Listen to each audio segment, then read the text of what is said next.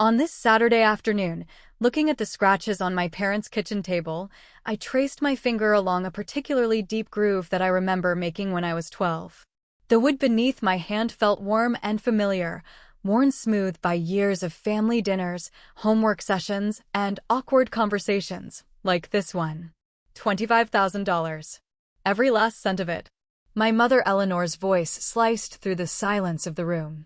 She sat directly across from me, her back rigid, and her eyes fixed on my face with an intensity that made my stomach clench. Jessica, my older sister, stood behind her, arms folded across her chest, wearing the concerned big sister expression she practiced in the mirror when she thought no one was looking.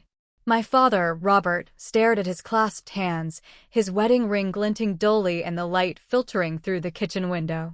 He wouldn't look at me. He hadn't since I walked through the door half an hour ago for what they called a family meeting. My heart pounded in my chest as the realization hit me. This wasn't a meeting. It was an ambush. "It's a family venture," Mom continued, her voice taking on that rehearsed enthusiasm she used when she was trying to sell something, a real opportunity that could change everything for all of us. Jessica nodded right on cue. "We've been planning this for months, Olivia, and we thought, wouldn't it be nice to finally include our little sister?" She smiled, showing too many teeth. "You're always saying you want to be more involved in family decisions." I swallowed hard, trying to process what they were asking. The money they were referring to took me 5 years of double shifts and careful budgeting to save. 5 years of saying no to vacations, new clothes, even dinners with coworkers. "So, I provide all the money," I said slowly, "and you handle everything else?" Mom waved her hand dismissively. "We have the connections, the business experience. You've always been better at following instructions." She laughed lightly as if she'd paid me a compliment. "And you would get a percentage," Jessica jumped in, "obviously smaller than ours since we're doing all the work, but still." The unspoken threat hung heavy in the air between us, "After everything we've done for you." I felt the weight of their expectations pressing against my chest, making it hard to breathe.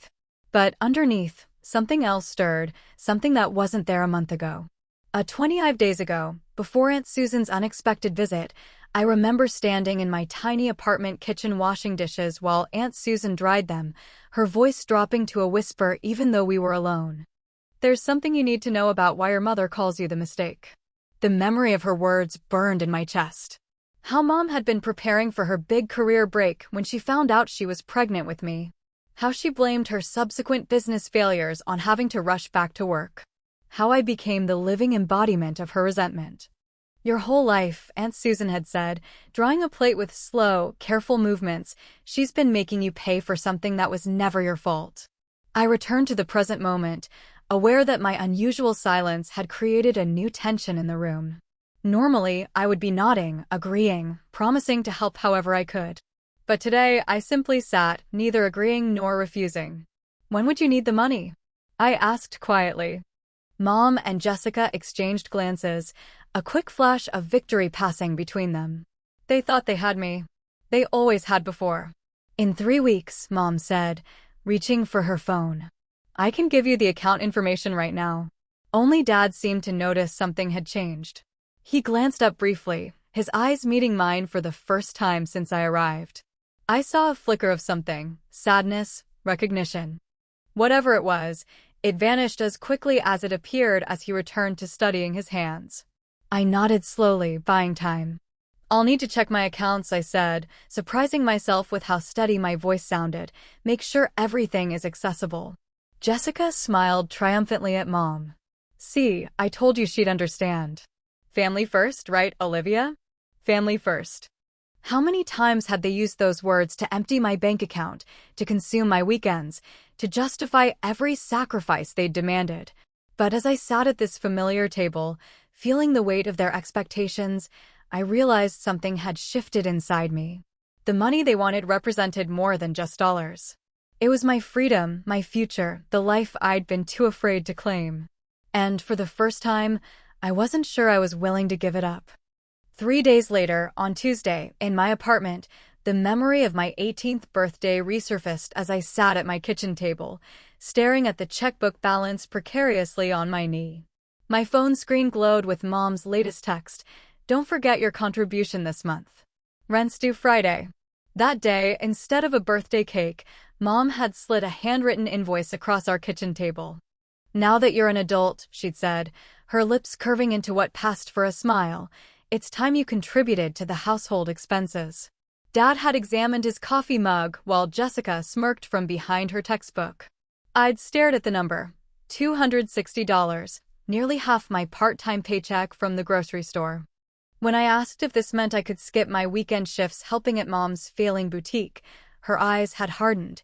If it weren't for you, we wouldn't have been financially ruined in the first place.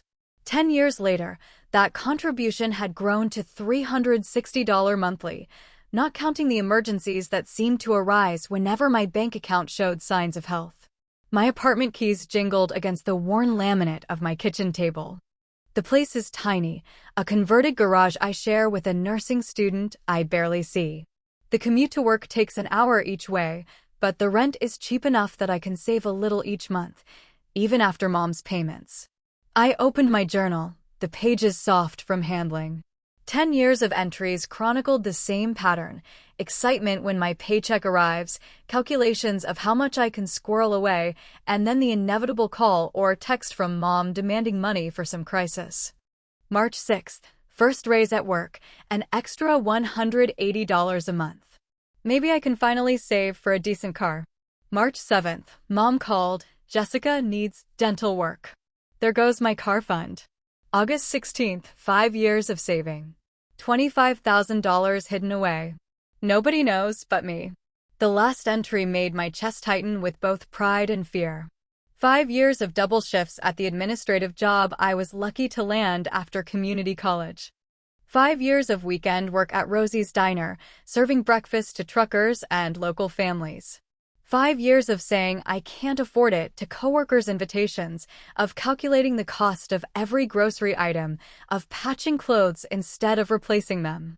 5 years of careful deception, letting Mom believe I'm barely scraping by. My phone lit up with another text, Jessica this time. Mom says you're being difficult about the monthly contribution. After everything they've done for you. I set the phone down without answering. Jessica learned early to align herself with Mom.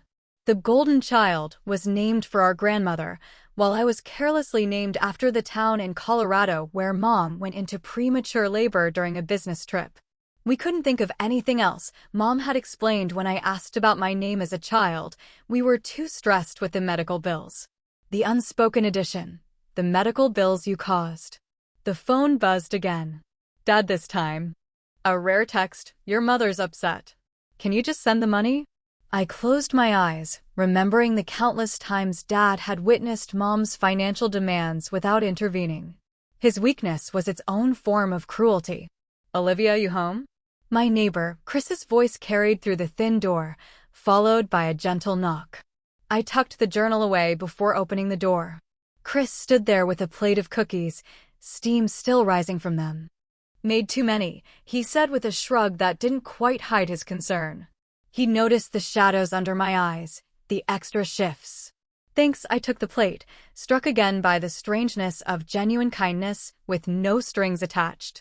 Chris's family calls him every Sunday, but just to check in, not to demand money or favors. I've overheard his warm conversations through our shared wall, so different from the tense negotiations that constitute my family's communications. You okay? He asked, lingering in the doorway. You look tired. Before I could answer, my phone rang. It was Deborah from the office, the older woman who trained me when I first started and now treats me with a maternal concern that still feels foreign. I should take this, I told Chris. He nodded and left with a small wave. Olivia, it's Deborah. Her voice carried its usual warmth. I noticed you've been working through lunch again. I hope you're okay. You don't look okay at all. Something caught in my throat. These small kindnesses, Chris's cookies, Deborah's concern, highlighted the stark difference between how my family treats me and how the rest of the world does. I thought about the $25,000 sitting in my savings account. The money represented more than just dollars. It was 5 years of sacrifice, yes, but also 5 years of hope. Hope for something more than this endless cycle of obligation and guilt. Mom's latest demand for the entire amount wasn't just about money, it was about control, about keeping me tethered to the role of family scapegoat. My journal lay on the table, filled with years of entries that documented my gradual erosion.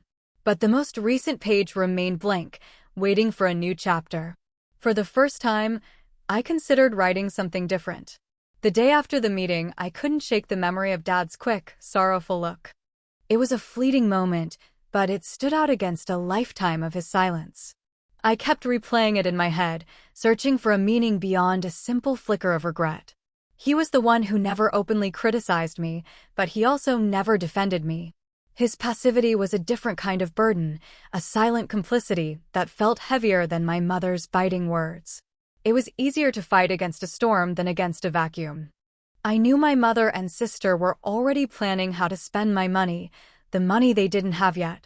I imagined them scrolling through real estate listings, discussing how much they could flip a property for, confident in my quiet obedience. They had every reason to be. For as long as I could remember, I had been their family bank, their emotional punching bag, the one whose existence they tied to every setback. 3 days after our family meeting, my phone buzzed with an urgent call from Mom. "Olivia, you haven't sent the monthly contribution. Barbara's car registration is due, and we're short." Her voice was laced with a familiar mix of helplessness and entitlement. My stomach turned. I was about to give in, to tell her I'd transfer the money, but then I remembered Aunt Susan's words, the ones she said in a hushed voice over my kitchen sink, the ones that had been my only real secret for a month. "Your mother blames you for her failed business venture." The accusation hung in the air, a ghost from my past. I took a deep breath. "I'll get to it," I said, my voice steady, surprising even myself. The pause on the other end of the line was long and telling. "Don't you dare sound like that with me," Mom snapped, her voice losing all pretense of warmth. "I gave you life. The least you can do is help your family." I hung up. My hand was shaking, but for the first time, it was from a different kind of adrenaline, not fear, but a strange, thrilling defiance. The following day at work, I felt a new sense of purpose. I was a well-oiled machine, efficient and quiet, but now there was a different kind of energy humming beneath the surface. My boss, Deborah, called me into her office. I braced myself, expecting a reprimand for a minor mistake, but she just looked at me with a soft, concerned expression. "I know things have been difficult for you, Olivia," she said, her tone gentle. "I just wanted to say, I'm here if you ever need to talk." It was such a simple gesture, but it caught me completely off guard. The kindness felt foreign, a stark contrast to the transactional nature of my relationships with my family. This moment made me realize just how starved for genuine human connection I was. I mumbled a thank you and left, my mind spinning. The people in my life who weren't family seemed to care about my well-being for no reason other than simple human empathy. It was a revelation. When I got home, I found a small plate of cookies on my doorstep with a note from Chris. "Extra chocolate chips, just the way you like them." I smiled. He had noticed my small habit of picking the chocolate chips out of cookies and eating them first. It was a small, thoughtful detail that my family would never have taken the time to observe. They saw me as a resource, not a person. Chris saw me. He didn't know the full story, but he knew enough to see I was struggling, and his quiet gestures of friendship were a lifeline. That night, I opened my journal and for the first time, I didn't write about my family's latest demands or my financial anxieties. Instead, I wrote about the past. I wrote about the small, seemingly insignificant moments that now carried a new weight. I wrote about the time I won a third-place ribbon for a watercolor painting in high school and how Mom had told me it was a waste of time and paint. I wrote about the time I'd saved up for a new pair of jeans and my sister borrowed them, only to ruin them with bleach. And I wrote about my 18th birthday, where Mom had laid out a detailed invoice of how much I owed them. With every word, a new picture emerged. My life wasn't a series of unfortunate events, but a deliberate, careful draining of my spirit and my resources, a process that had been going on for years. The truth was ugly, but it was also liberating. The next morning, I woke up with a clear mind and a resolve I hadn't felt before. The anger and resentment I had carried were starting to transform into something else, a cold, calm certainty. I went to a bank on the other side of town, a place my family would never think to look for me. I spoke to a young banker named Sarah, whose cheerful, professional demeanor put me at ease. I opened a new savings account, a private one with no other signatories. And then I made the first transfer. I moved a third of my savings into this new account, watching the number drop on my old account and feeling a sense of peace, not loss. This was not a moment of weakness or fear. This was an act of quiet rebellion. It was a sign to myself that I was no longer an open book for my family to read and to drain. I was a person with my own plans and my own future. My path was just beginning. The next week was a blur of calculated moves. I felt like a spy in my own life, meticulously planning every step. I made sure to answer Mom and Jessica's calls just enough to keep them from getting suspicious, offering vague reassurances about the money transfer. "I'm working on it," I'd say, my voice a practiced monotone. "Just dealing with some technical issues at the bank." The excuse was flimsy, but they were so focused on their supposed opportunity that they barely seemed to hear me. They were already spending the money in their heads, and I was just a minor inconvenience, a broken ATM they needed to fix. It was a new kind of power, this quiet deception. It was exhilarating. The constant phone calls and texts were a new kind of harassment. Mom started sending me links to articles about filial responsibility laws and the importance of family support. Jessica would send passive-aggressive texts about how I was breaking Mom's heart and ruining our chance at a better life. I didn't respond to any of them. I just saved the messages, a growing file of their desperation and manipulation. I had never done this before. I had always tried to be the peacemaker, the one who absorbed their anger and smoothed things over. But now I just let their words hang there, a testament to what I was trying to escape. As I continued my research, I found out about a branch transfer opportunity within my company. The new office was in a city almost 1,500 miles away, a place where no one knew my name or my family. It was a long shot, but I knew I had to try. I went to Deborah's office on my lunch break and handed her the request. She looked at the paper, then at me. Her expression was unreadable. "A branch transfer?" she said, her voice soft. "You've never asked for anything like this before." I didn't meet her eyes. "It's a good opportunity," I said, professionally. She just nodded and set the paper on her desk. "I'll look into it." I walked away, my heart pounding, not knowing if I had just taken a monumental step toward freedom or put a target on my back. That same evening, Chris knocked on my door. He had a couple of pizzas and a six-pack of beer. "Movie night?" he asked, his smile easy and genuine. I let him in, grateful for the distraction. We sat on the floor, eating pizza and watching a comedy. For a while, I forgot about everything. But then my phone buzzed with another text from Mom. "Call me. Now." I instinctively reached for it, but Chris gently put his hand on my arm. "Just ignore it," he said, his voice calm. I looked at him, then at the phone. It was such a simple suggestion, but I realized I had never truly done that. I had always felt obligated to answer, to respond, to be available. I took a deep breath and put my phone face down on the table. It buzzed again. And again. After a minute, it stopped. The silence felt immense, terrifying, and completely empowering.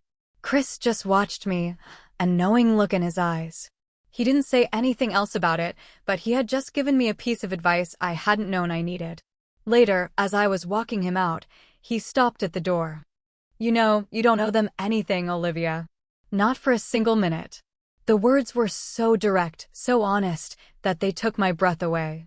He wasn't talking about money. He was talking about a debt of guilt that I had been paying my whole life. My family had built my life around a sense of obligation, and it had become my prison. But Chris, a practical stranger, had just given me a key. I just stood there, unable to form a coherent thought, my mind reeling. What would it even feel like to not owe them? The question hung in the air, a terrifying and beautiful possibility. The weight of their past sacrifices and my childhood was heavy, but Chris's words made me see a new path, a path where I could finally be free. The next day, with Chris's words echoing in my head, I knew I had to act quickly. I used a personal day from work, something I hadn't done in 2 years. I drove to a public library 3 towns over, a place my family would never think to look for me. The fluorescent lights hummed overhead as I sat hunched over a borrowed computer, researching apartments and moving companies. The screen showed me a life that felt completely foreign, a life where I could afford a sun-filled studio apartment in a city 1,500 miles away. Hope fluttered in my chest, a fragile, terrifying feeling I had never allowed myself to feel before. Back in my tiny apartment, I started packing. Not with boxes and tape, but in my head. What would I take? What would I leave behind? I realized my entire life could fit into a few small bags. The rest of it, the clutter of my life that was not truly mine, was for my family. The furniture, the few decorations, the old clothes they had helped me buy. I wasn't just planning to move, I was planning to disappear. The thought was both exhilarating and horrifying. It felt like I was erasing my own history, but I knew that history was not my own to begin with. It was a story they had written for me. My phone rang. It was my father, Robert. I rarely got calls from him, so I answered.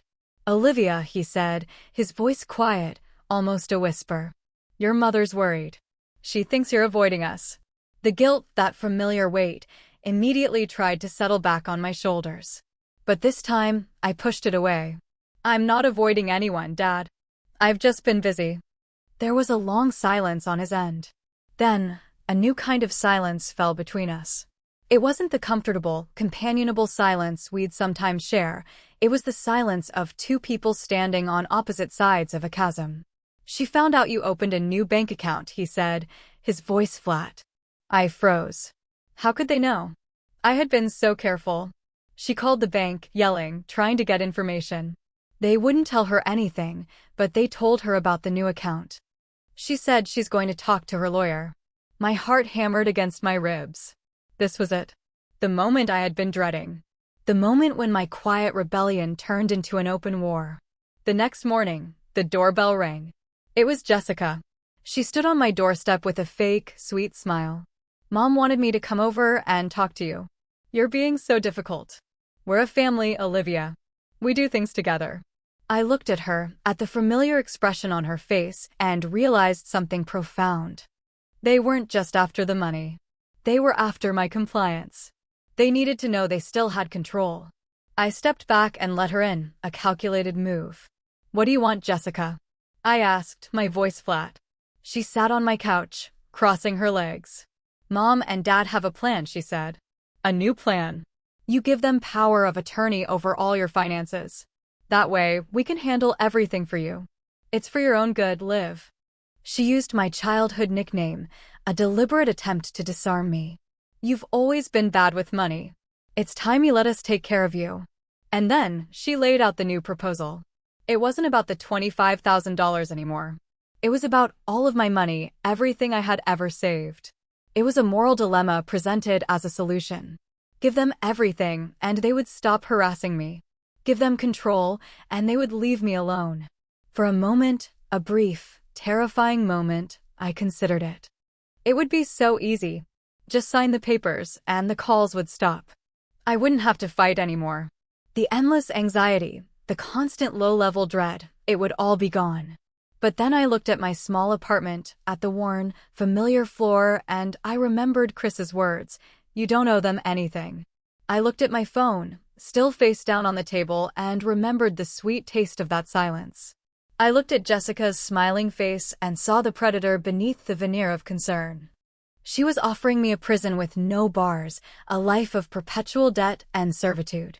I had a choice to make, a real choice that would determine the rest of my life. I could stay the person they wanted me to be, or I could finally become myself. I looked at Jessica, and I knew what I had to do. This wasn't just about money anymore. This was a battle for my life. "No," I said, the word feeling both small and immense. Jessica's smile vanished. "What did you say?" she asked, her voice turning sharp. I said no, I repeated, my voice growing stronger with each word. "I'm not giving you power of attorney. I'm not giving you any more of my money. This has to stop."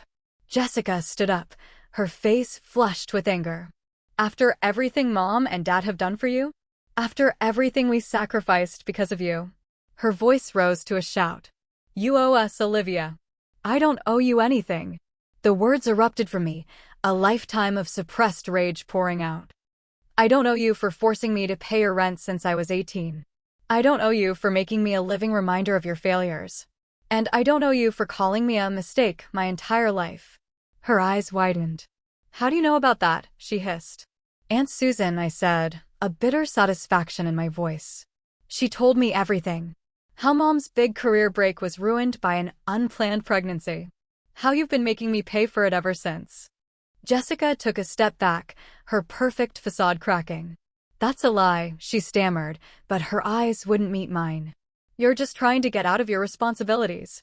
I shook my head, my anger now a cool, hard stone in my stomach. I have no responsibilities to you. My responsibility is to myself now. I walked into my bedroom and came back with a small, folded stack of papers. I've already transferred a third of my money to a new account that you can't access. The rest will follow.